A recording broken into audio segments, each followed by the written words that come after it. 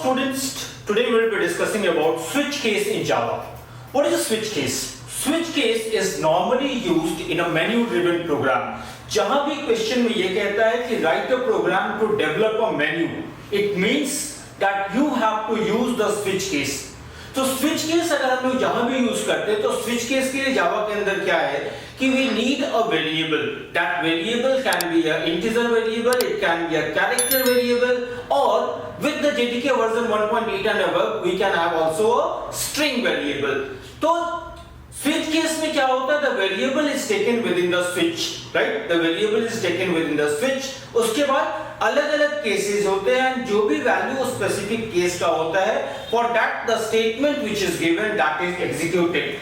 Like you can see here, if we talk about a switch, what is switch? Switch statement successively tests the value of an expression against a set of integers or a character constants.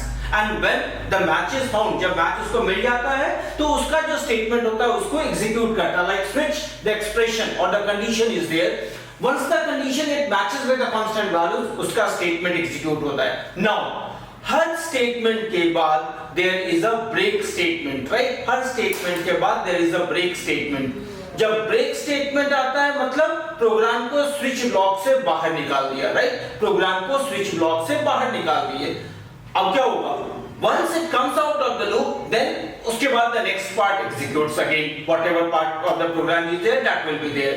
So that is known as a break statement. If none of the cases match, अगर कोई भी case match नहीं करता है, then the statement specified in the default block will be executed. जैसे यहाँ पे case 1, case 2, case 3, case 1 like a day number है, 1 में Sunday, 2 में Monday, 3 में हर स्टेटमेंट के बाद में ब्रेक दिया हुआ है. और अगर कोई भी अगर यूजर 7 से अलावा कुछ लिख देता है, then what will happen?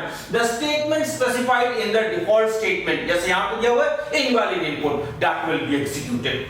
Next हम बात करते हैं कि अगर ब्रेक स्टेटमेंट, तो क्या होगा ब्रेक स्टेटमेंट? अगर ब्रेक स्टेटमेंट है तो ब्रेक प्रोग्राम को स्विच केस से बाहर निकाल दिया. Next there comes a situation कि अगर ब्रेक स्टेटमेंट मिसिंग है तब क्या होगा? जैसे क्या होता है, ब्रेक का काम क्या होता है? बाइक चला रहे हो, स्कूटी चला रहे हो, ब्रेक लगाते हैं, ब्रेक लगाए तो गाड़ी हमारी वहीं पर रुक गई. अगर ब्रेक नहीं होगा तो क्या होगा? आगे जाएगा. आगे कहां तक जाएगा?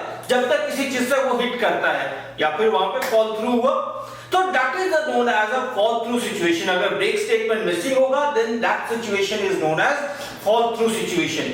fall through situation में अगर उस केस के स्टेटमेंट को एग्जीक्यूट करने के बाद ब्रेक नहीं मिला तो क्या होगा? नेक्स्ट स्टेटमेंट एग्जीक्यूट करेगा जब तक कि उसको ब्रेक नहीं मिलेगा तब तक स्टेटमेंट एग्जीक्यूट होगा. लाइक इफ आई से स्विच, मैंने स्विच स्टेटमेंट लिया, यहां पे स्विच के अंदर ch ले लिए, राइट? स्विच के अंदर ch लिए.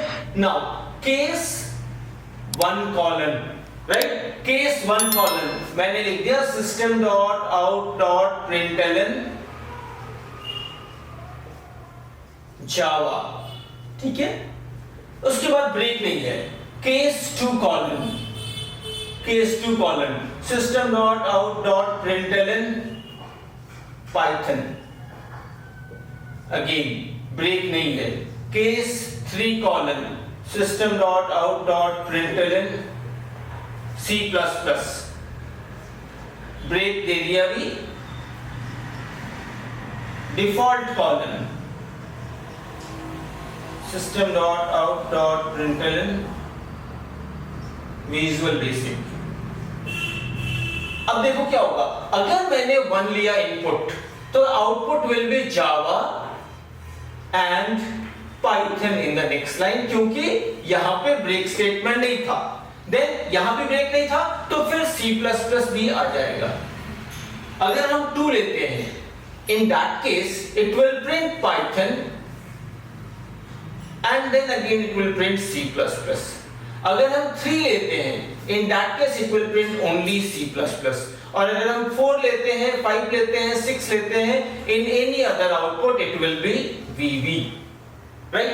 So this is about the fall through situation कि अगर ब्रेक नहीं होगा तो प्रोग्राम आगे बढ़ता जाएगा जब तक कि उसको ब्रेक स्टेटमेंट नहीं मिलता. ब्रेक आएगा, स्टॉप कर जाएगा.